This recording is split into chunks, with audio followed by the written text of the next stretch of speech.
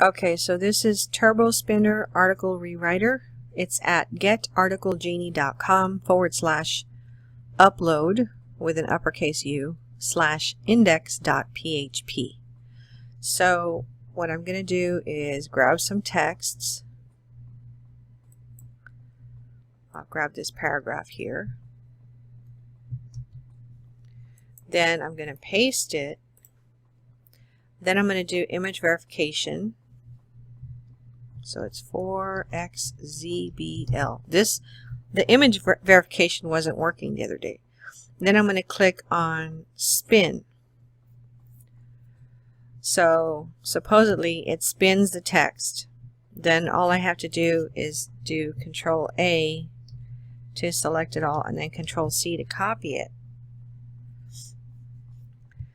So now I can click Try New Document and it'll clear that up, and then I can put something else in here.